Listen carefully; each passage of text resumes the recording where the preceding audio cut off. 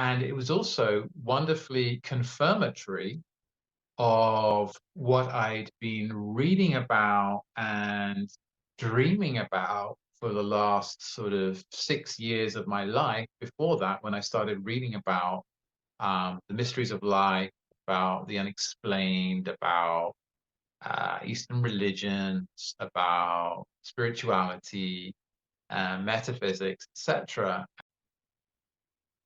It felt like love.